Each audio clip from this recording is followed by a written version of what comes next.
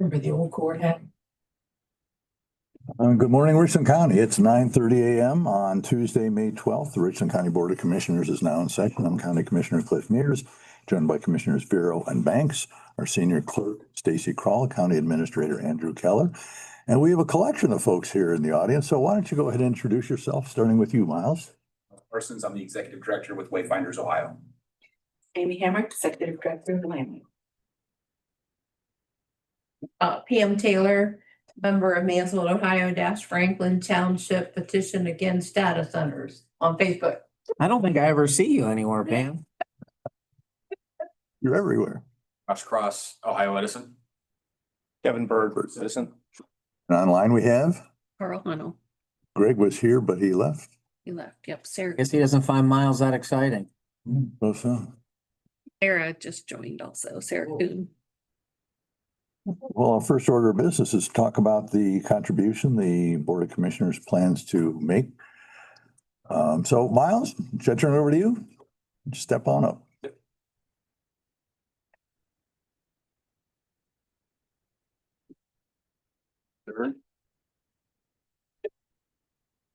Thank you for having me. I'll just take a minute or two here to give you guys an update on the shelter. Overall, the project is going well. You can see there some numbers on the front side. The artist rendered drawing is up front on the top of the first sheet. If you've driven by the building recently, that balcony there is gone. There's some structural concerns with that, and so we've since removed that. But again, overall, it's going well. Listed there some of the unexpected issues, which is to be expected, I guess, in a project like this. Long story short, the $2.3 million project is now approaching 2.8, but from a cash flow perspective, we've got that covered. So we had some contingency fundings coming into the project. Our building on West 3rd is contractually sold, so that will help certainly from a cash flow perspective. And certainly wanted to mention Miss Amy Hamrick. Without her help and the land bank's help, she helped us apply for an additional $197,000 grant that was substantial. Non-brownfield grant. So I wanted to publicly acknowledge her because without her help and I think her passion, I don't know how far the project gets, but thank you. On the backside there, just some photos kind of throughout the last few months. Many of the change orders were related to mold or water issues, which was to be expected. Again, when you get a $714,000 building at a $35,000 asking price, you can't complain too much. So again, all in all, it's going well. Actually, the contractor has to be at substantial compliance by October 25th with final compliance by November 25th. He actually believes that his final compliance should be the first week of November. So we'll be able to scramble our folks over there November into December and then A little bit past schedule or behind schedule, slightly. we're real close. So initially he wanted to be done closer to end of August, September. I was shooting for October 25th. It's that contractual deadline. So we're actually a little bit ahead of schedule from my perspective, but a little bit behind on what he was hoping to. Yeah, pretty darn close. Yep. Yeah, the only delay really has been asbestos. So we had about 3 weeks of asbestos abatement that set us back, but short of that, we're doing pretty well. And I think it'd be appropriate to mention that Samaritan Hospital Foundation gave the building. Yep. So And per your recommendation early on, I did send them a thank you. So Miles, we want to thank you. Amy is always very helpful. Land Bank, I know Land Bank's very proud of this project. Without talking too much as politicians do. You know, we talked about the venue, right? People staying, it was important to be still close to Mansfield while along the bus route. So it was a great location. Building sold, so we knew there was interest in the location. We know the hotel is getting ready to change hands. So I just think, and it's a much nicer location for people to stay and to transition, and great job. You know, when you want to do the ribbon cutting, open it up. We know you. not yet, but certainly keep you posted. Should we do like an over under, put it on the board and see if you meet it, or Hey, there we go. the date then? Carl, get him on this. It'd be like, right, There we go. ballpark it. Well, I'll be 41 November 7th, so maybe we'll shoot for November 7th. I don't know. Okay, you got it, Carl. Okay. Well, Jody will be mad at you even done much later than that. Exactly. Yeah, So Okay, November then, huh? Yeah. All right. That was a great move for the community. It's the right building, the right time. Yeah. And again, without the community support, this project just does not happen. You know, I was talking to Chris Heiner last night at the ball fields and he was asking how the project was going. And I said, it'd probably take us about 105 years to do this without financials backing of the community. So it's going well. Well, and that's why the county, we've talked about this, that's why the county's mindful of the taxpayers' dollars, because if you set aside money, you have money on hand, that's gonna worthwhile project, so, we're happy to do it. Hope most, if not all the taxpayers were happy we appropriated the dollars, so cool, very cool. Yeah, boys, the money will be coming to the land bank to Ohio Revised Code 307.78, which allows us to contribute to Community Improvement Corporation. So moved. Second. Commissioner Mears, Commissioner Banks, Yes. Commissioner Vero. Yes. Carl, what do you think? Any questions? Yeah, let's start with the vote. What did you guys just vote on? She's Carl, if you recall, and we had previously approved a $500,000 appropriation to the land bank. That part I remember. December 17th, 2024. Yeah, so this is about a year and a half ago, and this just finalizes that decision. It formalizes the money going to the land bank. Okay. I remember that, but I thought maybe there was some new appropriation that I hadn't heard of, so I wanted to ask about that. Not really. We just got the official invoice. Yeah. Okay. Miles, you talked about the West Third Street property being contractually sold. Who purchased that? Yeah, in fairness, let me make sure that the potential purchaser is okay with that. But it is a well-known, I think, well-respected individual that's investing in the downtown. Hint, hint. Gotcha. All right. And you said you're close on being on schedule. Who's doing the work? Who's your general contractor for this project? Yep, Scout Construction.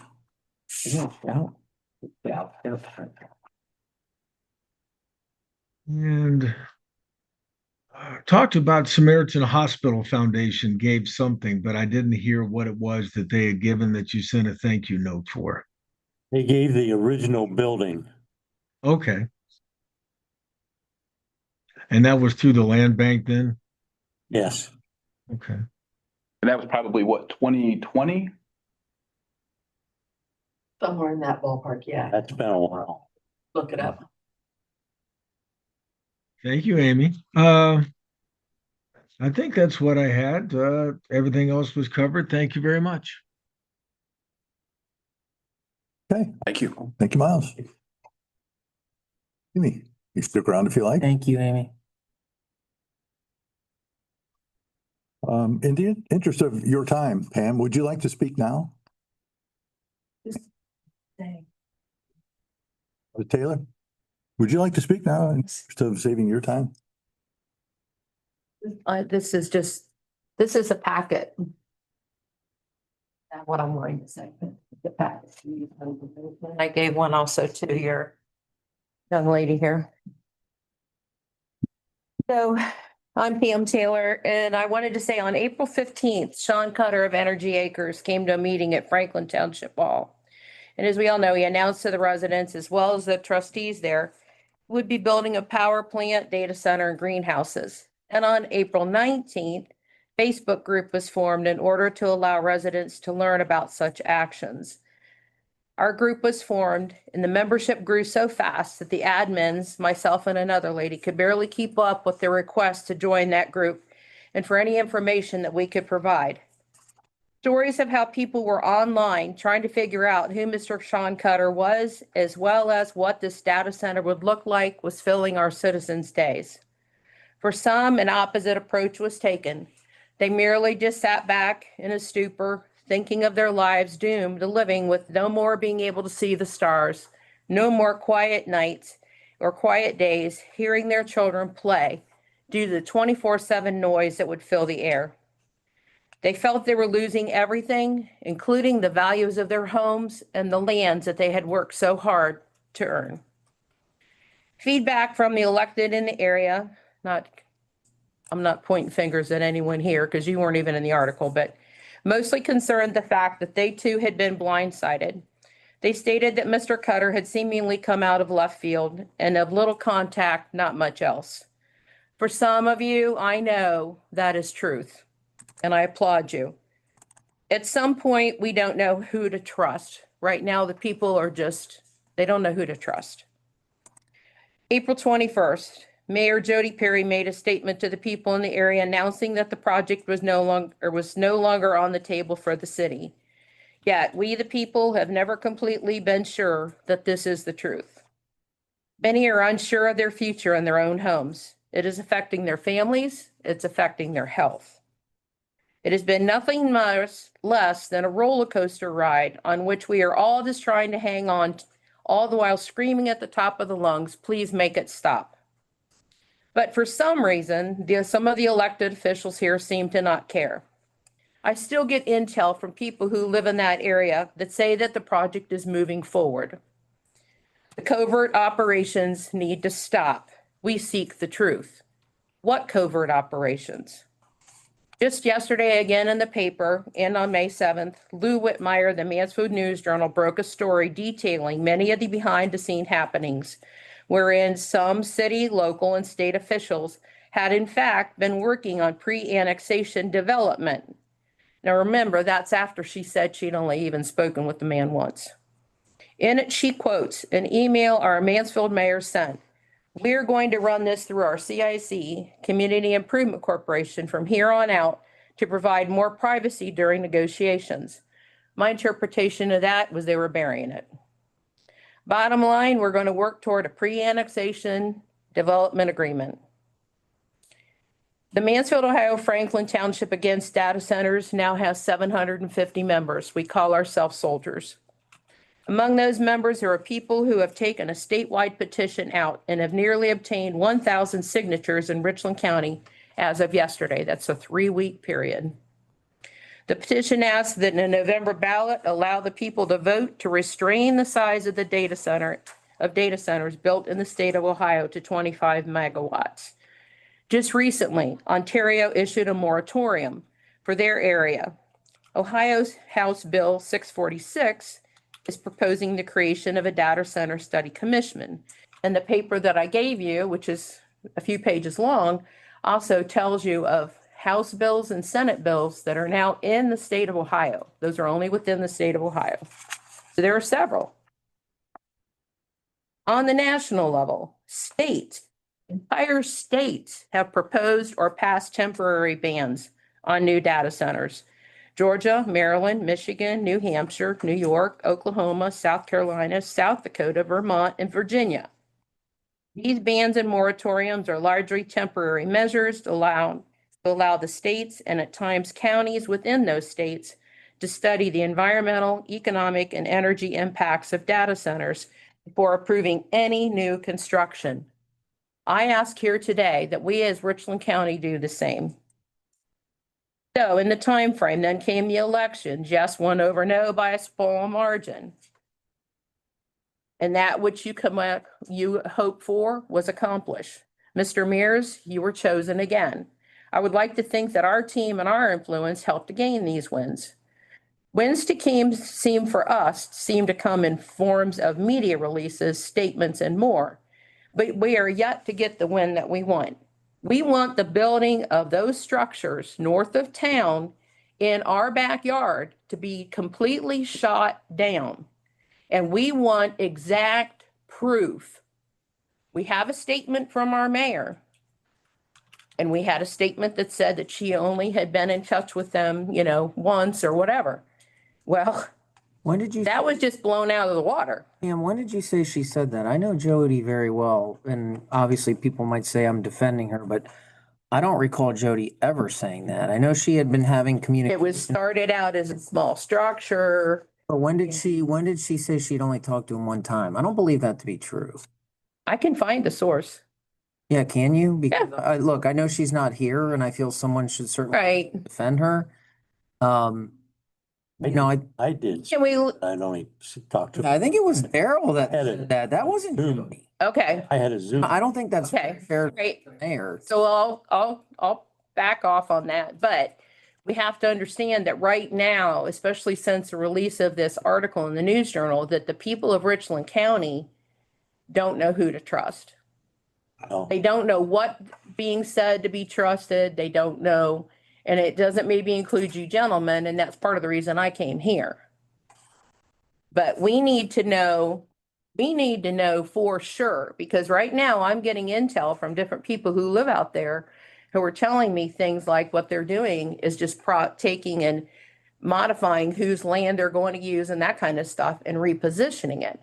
I don't know. I get so many things that come into me, and I'm just trying to represent the team. So I apologize if possibly I miss. That's a pretty serious misspeak there. I'm sorry then. I mean, to say that, I mean, the mayor turned over a lot of emails showing she had communicated with him more than once. So for people to go around and say that she said she only spoke with him once, I hope that is correct. It's in the article that some of that stuff was put into an actual account. I was searching a lot of this stuff. We have people on the team searching a lot of stuff. We couldn't find it. It had to go through a records evaluation Searching for from what? searching for any kind of information on the relationship between Sean Cutter, Energy Acres, and people here in Mansfield. Well, I think Jody's statement was pretty appropriate. I mean, when you're the mayor of a community, you need to certainly evaluate economic development opportunities. And so Yeah. it's no different than another big economic development opportunity that the city's been working on and we've been a little more involved in, certainly. You know, and again, she's not here today, so I feel like someone needs to. I will be going to her meeting. Yeah, just have it's a one. little upsetting to me that people are saying she only spoke once with him because that absolutely is not true. And it was Daryl who said that. Yes. I know you did also, some of you And gentlemen. I hope that's not being distributed amongst the group, because it's absolutely not true. But I think as she went along, and I know the mayor, had even said to me that she had concerns with the developer. I do know there was at least one other person who stated she'd only spoken to him once, That's, but I won't give the name since we're protecting individuals, so. I But just- I think her statement was pretty spot on, right? Okay. She doesn't want to, anytime an economic development opportunity presents itself, she has a duty to evaluate it in the best interest of her constituency and the community. But as she went along, it was pretty clear to her and then us that this was not a developer that the city wanted to enter into Correct. an agreement with. So, and again, I'm trying not to speak for her, but I certainly want to defend her because I actually did not think that the headline of that article was necessarily accurate either. If you read the article and you read the emails, to me, it shows that it's a mayor evaluating a situation, looking at all options, finding as the timeline goes along that this was a developer that didn't appear to be credible, and then more importantly, listening to her constituents. And a lot of people in Franklin Township aren't even her constituents, but I thought she was very mindful. we can't even vote for the mayor because we're outside of the city. But I think the fact that she shut the door on the development agreement shows that this is not a mayor who's insular, that she is thoughtful and she listens to people inside or near her community because she wants to be good neighbors, and she appropriately shut the door. So I don't think that headline did Jody any favors. And say I'm defending her, whatnot, I am defending her because I think if you actually read the articles and read the email, and I think that shows that a mayor was doing what he or she should do, is evaluate a situation. Shift gears in a moment and let's look at the paper that I gave you, the packet that I gave you. There are numerous House bills, Senate bills, where people are not sure. They're looking into what are these data centers actually doing to the air, to the water, or whatever the purported thing is here, but there's a lot of different ones that are going on. And so that some of the concerns, the concerns that we have, even as a team and as citizens some who live right across the street from where this project would be built or would have been built, are very concerned with things like air, water, that type of thing. So even if we look at just that, what I came here today to ask you is, if you can follow suit with what Ontario just did and place a I don't moratorium, have legal One. authority to do that.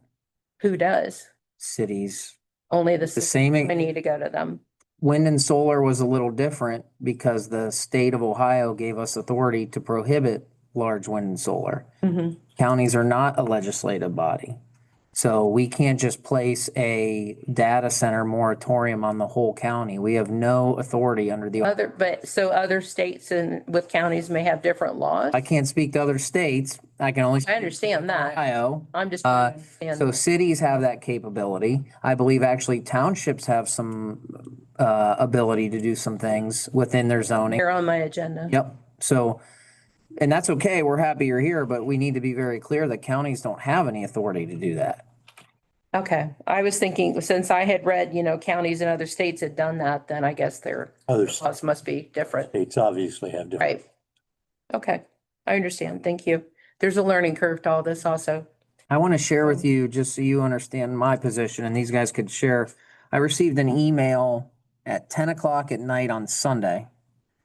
And I responded at 10:26 at night on Sunday. So within a half hour on Sunday evening, we received an email from a Jessica Price asking us to not be supportive of the data center. I know you responded, and here's what I responded, just so I can't be any more clear about my position. Mhm. Good evening. Mayor Perry terminated any potential relationship with the data center developer several weeks ago. This county is supporting her decision without question. Okay, Regards, Tony Vero. okay, So this is an actual public record. I will print it out for you. So I received this email Sunday night at 10:07. Within a half hour, I responded. okay. Thank you. Thank you very much. Yes, ma'am.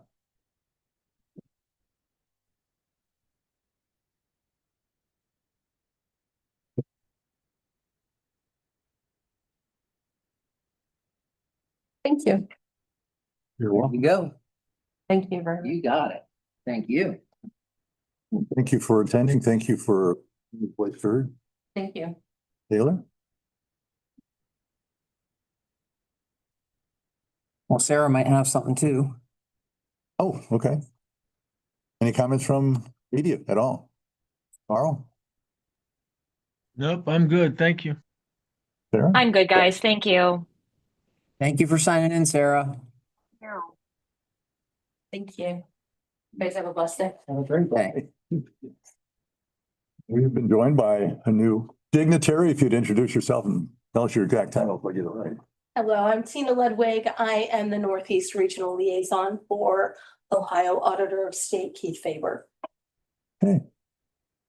Josh, since you were here first, did you have anything you wanted to say before we move on with the agenda? Not much. Our first entity's rate or license rate case was passed in this year. Due to House Bill 15, we are required to now do a 3-year rate plan, which Ohio Edison will be providing that, I think, in a couple of weeks to the PUCO for approval. Once approved, it'll go into effect next July. It'll be for 3 years. So I think you guys could receive some sort of introductory to that proposed rate filing. It's back. So our smart meter program is still underway. We are in Ashland County primarily right now. We'll be coming down in here to Richland County in the coming probably weeks, to be honest. So all residents will be notified of. We get a little bit closer to the Richland County areas. You haven't started Richland County at all yet. Not that I'm aware of. I just got an email yesterday. Talked about it the last time you were here. Yeah, we're in the area. So like I said, we're doing, I know last week it was up in the city of Ashland. They're moving pretty quick. So I would expect here probably by the end of the month, June, we'll be in Richland County. So I'll be sending an email out to all the townships, city and county folks, just to let them know. Just a reminder of what's coming and where to go to find questions and answers and the process on our website. Okay. That's it. Do you have anything? No. I just came up. Here to see us in action, right? Gather information. Okay. Well, while you're here, Carl, any questions for Josh? Nope, I'm good. Thank you. And is it Sarah, right? Yeah, she's gone. She's gone. Okay. All right. Well, let's move on with our agenda then. Can I have a motion to approve the record of proceedings for May 7th? So moved. Move. Okay. Commissioner Mears, Yes. Commissioner Banks, Yes. Commissioner Barrow. Yes. Can I have a motion to approve requisitions? So move. Second. Commissioner Mears, Yes. Commissioner Banks, Yes. Commissioner Barrow. Yes. And we have before us a quote for jail lock parts to the tune of $1,823 from Century Security Fasteners for the jail. Could I have a motion to approve? So move. Second.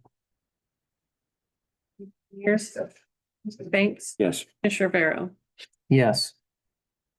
We've been talking about the generator replacement project at Dayspring for quite a while. We have before us some dates to authorize advertising for Dayspring's generator project.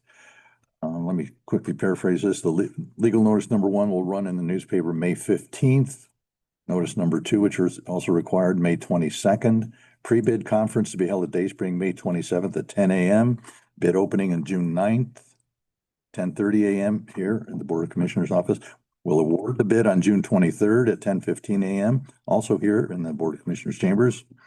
Contracts to be signed before construction begins. Construction to be started after July 7th, completed by December 31. I have a motion to approve that advertising for right now. So moved. Second. Mears. Yes. Commissioner Banks, Yes. Commissioner Barrow. Yes. Is there any other business to come before the Board of Commissioners before we go into recess at 10 o'clock, at which time we'll discuss the some of the changes in the audio video upgrades in Longview. Anything else at this time? No, sir. Okay, we'll go into recess at 9:57, reopen at 10 o'clock.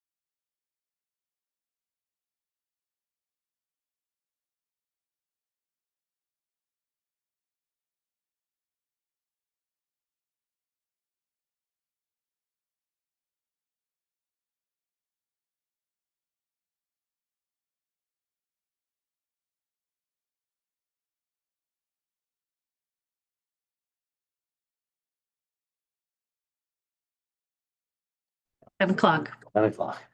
Great. 10:01, the Rich, oh, ready? Okay. 10:01, Richland County Board of Commissioners is back in session. And we've got wizards from IT joining us. Telephone line. Wait, you said wizards. What's Matt Hill doing here? That's why he's in the back. Oh, I didn't see you back there. This is the dump. Doing it all by himself. All right, Christian. Who creates Tony? No. Thinking. Who's the guest? This is the newest member of county IT, just chat tomorrow. You actually voluntarily chose to work with these guys? It wasn't voluntary. Well, you applied for the job, didn't you? Voluntold. You're voluntold. Jobs must be hard to come by. Have a name. Yeah, what's the name? I'm Kenyon. Kenyon, okay. Welcome. Thank you. So tell us about the project we have in mind that I kind of started because I think it was a cool idea and you're going to make it really cool. So the project that is at question here is the upgrade for the conference room over at the Longview building. So you approached us and said, hey, like, what can we do about this conference room? And we some of the other conference rooms that we have. So we have the one at this building on L2. And since the big upgrade and the big remodel, that conference room, I think personally is almost like a standard for for the county. And so when you compare that conference room with the conference room over at Longview, it's apples to oranges. There's no comparison. The equipment that we have at Longview is nothing compared to the equipment that we have here at this building on L2. And so that was probably the main driving factor is we want to get this conference room over at Longview up to our standard. With it being that the current equipment is not permanent, like on art, they have to set it up each time that they want to use it.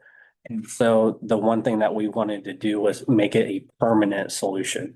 And so from there, then we looked at doing a dual zone. So we would have two screens on the A side and the B side that could be used simultaneously, or also in separation of each other. And so at first we looked at doing TVs, but we quickly found out that a TV would look very small in that conference room. And we were I think the max size for a TV would be 115 inches. And actually found this morning a rule from Epson for their sizing chart, and it's called the 468 rule. And basically what it's saying is, let's just say you have a room at the Longview building of a 44-foot wide room. And you would then divide that by 4, and then you would get 11. So that 11 would then be the size of the screen by feet that you would need. And then obviously you would multiply that by 12 to get the inches. And that actually came to about 132. So we actually weren't far off from that. And that 4 is for viewing small text on a screen in a room that large. And so automatically we were like, okay, this is not going to work with a TV. And so we then straight up just went and looked at the projector that we have down in L2. And so we looked at that, and for that projector, the max distance from the screen is 23 feet. And then the max image size is 279 inches. So that is way well past what we're going to ever need for that room. And so we then, because we have that capability, we went ahead and got fixed screens that were 165 inches. And so for that room, we got 2 of those screens. And I think that will be a good size for that room. It'll be a little bit more on the larger side. Always go up one. We all know how that goes when it comes to selecting screens and television. When you're on the Say screen too, I want to make a contrast to the kind of screen we have now, which is a Yeah. pull down that I had in seventh grade. Right. So something that's You permanent. had an overhead projector, didn't you too? Oh, yeah, I remember. Oh, yeah. We didn't have that. It was in school. Chalkboard. Chalkboard. Tablets like with stone. Abacus. But so that was the route that we went with. And then we looked at the audio portion of it. And I don't know about you, Matt, but him and I, we do not have any experience in audio equipment. So we went ahead and just got quotes from Kale's Audio here locally. And that includes like the labor and the equipment. So and that total came out to be $6,490.99. We were actually kind of shocked with that number because we thought it was going to be in the like 10 grand, if not. Is that training for Kenyon over here to say you thought it'd be more and then that way you can? Is that in the manual on page? Make it What? make it sound a little bit more promising. Right. Oh, I thought it'd be a lot higher. This is a great deal here. Yes. I seriously was shocked though. I seriously did think it's going to be. That's just what you mean by training? Yeah, I mean, I'm watching. did Dropsy tell him to say all this or what? You know, he's on vacation. Oh, good. Tell the media that so they know he's on vacation. And then for the Amazon order, which would be all the labor and everything would be handled by us, would be $6,438.16. And then the total for both would come out to be $12,929.15. Well, we need to do some in that room. That room's used a lot. It's used a lot. It's always booked. Always booked. Board of Elections does training out there, which is very important. We have stuff out there. Mhm. We need to do something out But there. we're going from a point where, as you said, you bring in the podium for a microphone, a standalone PA. Yeah. You bring in a projector, you set it up, you pull the screen down from the I ceiling. mean, we had an important meeting out there for the ditch petition. Ditch petition. Yeah. So And we went with 2 handheld mics and then 2 Lapel. mics that have makes sense. one of each on each side of that, A and B gets one. And they're going to be a lockbox where they'll be kept with the controls that Board of Elections will control because they schedule. That's their room. As long as the code is 1, 2, 3, 4, 5. No. Motion to approve. Second. Couple questions. Kevin. This is a hot button for me because I spent my career in IT. Is this going to be with Zoom or Teams or anything like that? Or is it all just in the room? We use Zoom. So What software are you using in this new room? Is it all fully compatible with Zoom? yeah, I've run into issues where we'll have Teams, which is Microsoft, and we went and bought freaking Cisco for the hardware. And it was one of those battle of the wills between the people who did it. And it was a constant nightmare. we didn't do So- like an actual Zoom setup, so there's no cameras, but we have departments that have portable ones that they bring. But it's fully compatible. You're not splitting vendors. Yeah. Please don't do that. No. We did that because it politics, internal politics, you Yeah. understand it. And it was an absolute nightmare and never worked. Yeah, so Chris and Matt, you told me somebody comes in with a presentation on their laptop, they can either plug it into a port on the wall, That's easy. wirelessly connect to the projector. Wirelessly connect to that. And share it through Zoom if anybody's If they- remote. if they do that. Anybody needs to do that, it's all compatible. Yep. Just want to make sure. Please avoid that. Good point. Go ahead, the motion. But your motion is to approve it and pay it from where? Capital. Commissioner Mears, Yes. Banks, Yes.